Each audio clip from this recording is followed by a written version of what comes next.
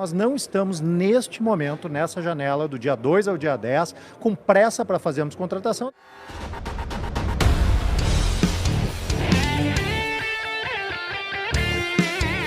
Vascaíno do Cerrado. Fala galera vascaína, eu sou o Thiago Fontes, falo direto de Brasília, Distrito Federal, trazendo mais um vídeo para o canal. Vamos bater um papo, trocar uma ideia, atualizações, porque hoje, segunda-feira, não teve futebol, mas foi um dia de muita movimentação, muita notícia a respeito do Vasco da Gama. Então deixa o joinha, deixa o like, se inscreve no canal, deixa o hype, dá essa força para o canal continuar sendo indicado e crescendo na plataforma, beleza? Olha, eu vou começar falando dos sorteios, tá? O sorteio da Copa Sul-Americana eu trouxe nos vídeos curtos. Tudo tá aí, tem mais de 10 vídeos curtos aí no canal. Pra quem curte aí o canal, tá acompanhando tudo que saiu notícia, você já vê em primeira mão aqui no canal, né? Então, ficou definido que o vencedor do confronto entre Independente Del Valle e Vasco vai encarar o do Mushik-Runa, que é aquele time lá que eu falei que estava no grupo do Cruzeiro, né? Então, esse é o nosso confronto na Sul-Americana e o provável confronto nas oitavas, se o Vasco classificar. Aí, às 15h30, teve o sorteio da Copa do Brasil. Aí ficou definido que o Vasco vai pegar o CSA. Eu falei no vídeo curto que, olha, o Vasco deu sorte. Obviamente o Vasco deu sorte. Porque se o Vasco, o futebol que o Vasco está jogando, com esse time aí, né, Piton? Né, João Vitor? Qualquer time da Série A que o Vasco pegasse, era eliminação. Aí, os times da Série B, era o Atlético Paranaense e o CRB. Havia também uma possibilidade ali de pegar esses times e seriam melhor do que pegar os times da Série A. E os times da Série C, então, seria, né, uma baita de uma sorte sair com os dois times da Série C, que é o CSA e o Retrô. O Bahia pegou o Retrô, vai pegar o Retrô, e o Vasco vai pegar o CSA. Ficou assim, ó, São Paulo e Atlético Paranaense, Flamengo e Atlético Mineiro, Bahia e Retrô, Internacional e Fluminense, Cruzeiro e CRB, CSA e Vasco, Corinthians e Palmeiras, Botafogo e Bragantino. Agora, a gente tá falando aqui, é um confronto que a gente considera o Vasco favorito. Foi sorte ter saído com o CSA, mas significa dizer que o Vasco vai passar? Obviamente que não. Claro que não. Futebol é jogado e lambaria é pescado.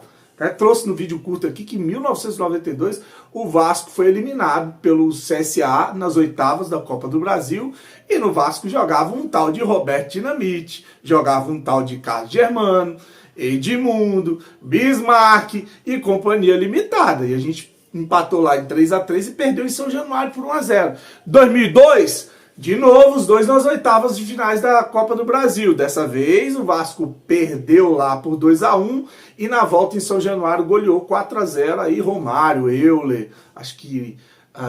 quem mais? Léo Lima, acho que foi os que fizeram o gol. Romário fez 2. Enfim, então tiveram dois confrontos. Uma vez o CSA passou, outra vez o Vasco passou. Então, na teoria, obviamente pegamos um adversário fraco. Na prática, aí é outros 500, tá? Dentro de campo que as coisas se resolvem.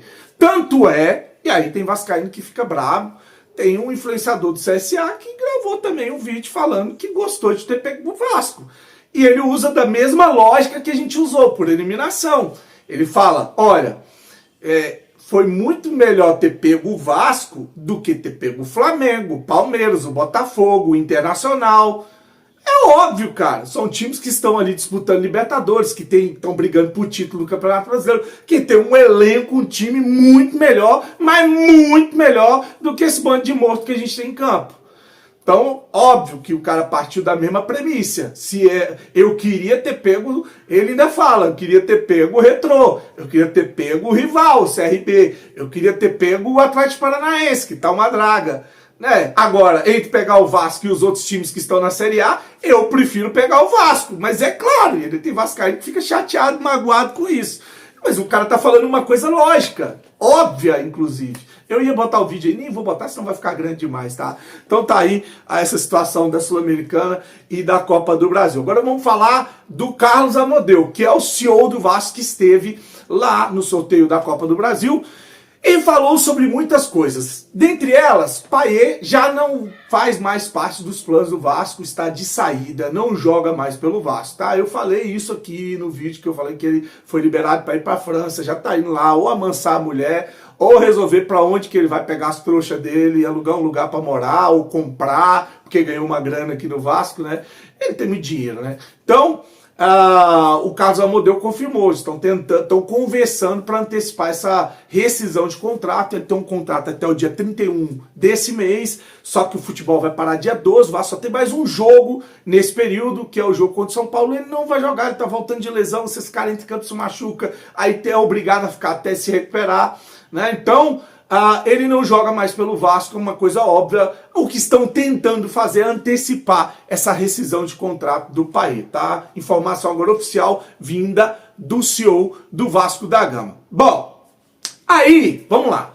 Vai abrir uma janela especial? Não, abriu hoje uma janela especial de contratação. Essa janela, ela vai ficar nesse período de junho, que é o período que vai ter o Mundial de Clubes. E o CEO Carlos Amodeu, né, ele veio para dizer que o Vasco não vai contratar nessa janela. Ele usa uma frase, inclusive, que incomoda muito o torcedor vascaíno, que você viu aí no início do vídeo. Não estamos com pressa nesse momento. Vá para casa do caralho. Vá para casa do caralho. Como que o Vasco não está com pressa nesse momento? Por mais que eles tenham o planejamento dele, ele não tem que vir a uma entrevista e falar uma coisa dessa. É um tapa na cara do torcedor que tem que ver em campo um time sem volante, tendo que usar Cocão e Hugo Moura, um time sem lateral, tendo que usar o morto do Piton, e um time sem zagueiro, usando esse João Vitor, horroroso João Vitor, que vai custar para o Vasco 50 milhões de reais. Não sei quem vai pagar essa conta, mas vai custar o Vasco 50 milhões de reais. Então, de forma alguma, esse cara tem que vir para uma entrevista e dizer que não estamos com pressa. Vá para cá, vou repetir, vá para casa do caralho. Você e toda a direção do Vasco, né? O que o vascaíno está mais precisando nesse momento é de celeridade. Aí ele fala, não adianta contratar agora, porque o futebol vai parar, e ele diz que os jogadores vão ter 10 dias. Já achei estranho isso. 10 dias de licença, né? Eles vão tirar uma folga de 10 dias, e aí ele fala que está na legislação, que eles são obrigados a dar esses 10 dias para os jogadores, né? E que nesse período não adianta contratar, que o Vasco vai contratar, porque entra a partir do dia 12. Eles entram no dia seguinte já vão estar de folga, então vão ficar esses 10 dias, né, até o dia 22, vamos dizer assim, de folga. E aí ele falou que aí lá pro dia 22 vai aí sim começar a apresentar contratações no Vasco.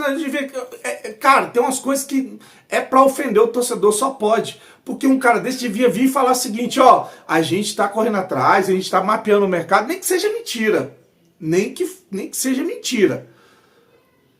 A gente tá atrás de contratação para pelo menos fingir que vocês estão fazendo alguma coisa. Agora, não, a gente não tem pressa não. Ih, o Vasco vai contratar agora não. Só depois que os jogadores voltarem da licença, porque aí a gente vai começar a contratar jogadores. Aí eu vou deixar esse trecho aí para você. Primeiro, essa janela é uma janela excepcional, uma janela para a Copa do Mundo de Clubes. A gente vai ter uma parada da Copa do Mundo de Clubes a partir do dia 12, então a gente só tem mais um jogo a partir do dia 12, depois reabre a janela para fins de registro no dia 10 de julho, ali na frente. Então o que nós estamos planejando? Nós estamos finalizando o processo de contratação do novo executivo, isso é um aspecto muito importante. Ao longo dessa semana a gente deve finalizar o processo da contratação do novo executivo, que será o responsável pelo departamento de futebol como um todo e portanto, pelas contratações e pelas movimentações de mercado nessa janela, porque a gente vai ter atletas que deixam o clube, atletas que chegam para o clube, o que é natural nesse momento.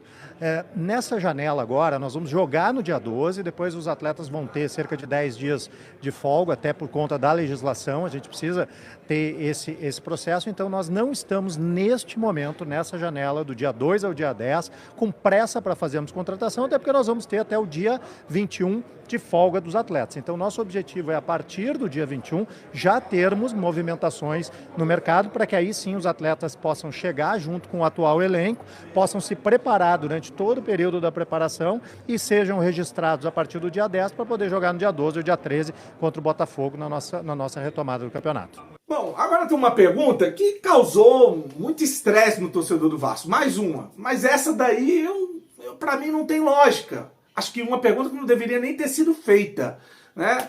Perguntaram para ele sobre contratações ou sobre investimento para contratação. Eu não vi a pergunta. Na verdade, eu só vi a resposta. Ele dizendo assim, ó, não vamos iludir o torcedor. O clube não tem capacidade para fazer grandes contratações. Aí fala negócio de dentro do orçamento, austeridade, responsabilidade, e aqueles outros blá blá blá que a gente está acostumado a ouvir de gestor incompetente, né? E aí, lógico que tem um monte de gente na internet puto porque falou, cara, não vai contratar, não vai gastar dinheiro, não vai trazer grandes contratações. Isso é uma pergunta que eu acho que a resposta, é óbvio que a resposta seria essa. O Vasco está na justiça negociando uma recuperação judicial. Lembrar que os credores ainda vão votar se vão aceitar essa recuperação judicial do Vasco. Se não aceitar, fale. Tá? A partir daí.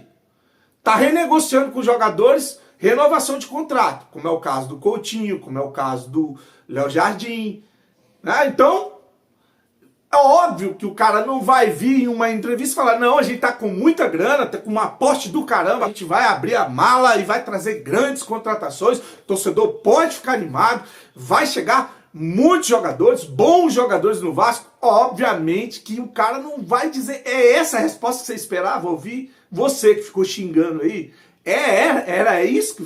Tem que ser muito iludido, gente. Tem que ser muito iludido. É óbvio que a resposta ela é clichê. Por mais que eles... E olha, eu não estou esperando absolutamente nada da gestão Pedrinho. Nada. Eu estou esperando, eu estou tendo fé no Fernando Diniz, porque eu acho que o cara não ia ser campeão da Libertadores, não ia pintar numa seleção brasileira para depois vir ser motivo de chacota no Vasco da Gama. Claro que quando ele fechou, alguma coisa ele deve ter deixado alinhada. Olha, esse time precisa de reforçar, eu tenho um bom empresário, vamos trabalhar para a gente trazer alguns bons jogadores. Agora, é claro, é óbvio que representantes do Vasco não vão vir numa coletiva dizer que tá cheio de grana para contratar, né? Para você que ficou dando xilique, porque não adianta, gente. Não vai falar, né? Ah, não tem dinheiro para contratar. Esse mesmo papo a gente ouviu na janela passada e gastaram 100 milhões num monte de cabeça de bagre. Jean David, Emerson Rodrigues, Domingues e por aí vai. Souza, Alex Teixeira.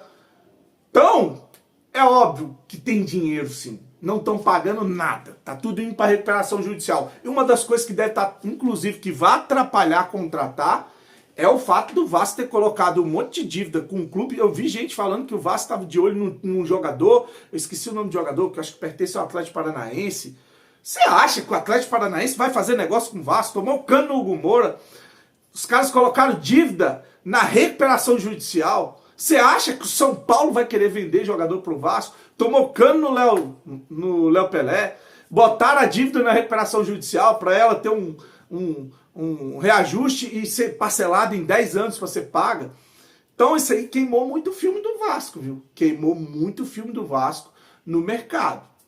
Vamos ver o que vai pintar, vamos ver o que vai acontecer. Esse trecho aí que o Carlos Amodeu fala aqui, de austeridade, de responsabilidade, blá blá blá, isso eu não vou trazer não, tá? Senão o vídeo vai ficar muito longo. Vou só falar aqui de uma ação social de um irmão, o Aquiles do Bem, lá do canal Fala Vascaíno. Você segue o canal Fala Vascaíno no YouTube, no Instagram? Segue aí, que esse é dos meus, esse é um cara que eu tenho aí um carinho muito grande aí, tá? O cara que me ajudou, inclusive, no início, foi o primeiro a falar do canal lá, direto de São Januário, pra galera seguir o Instagram, pra eu fazer o Instagram do canal, enfim. Então, eles estão fazendo uma campanha para homenagear, justa campanha, para homenagear o Pai Santana, tá? Então, o folclórico, o ídolo Pai Santana. Não tem nada a ver com religião, tá? Já antes de antemão só falar, eu sou de família evangélica, eu sou criado dentro de igreja evangélica, e pô, falando esse tanto de palavrão, pois é. Então eu me controlo agora para não falar, mas eu fui criado dentro de igreja evangélica, de mãe evangélica, de lá de berço evangélico. Tá? Então não tem nada a ver com religião, não. Eles estão querendo homenagear um cara que significa muito para a história do Vasco. Simplesmente isso. Tá? Então eles estão fazendo uma arrecadação. Quem se tocar ou tocar no coração que deve ajudar, principalmente a galera que viveu os anos auges, né? Os anos dourados do Vasco da Gama.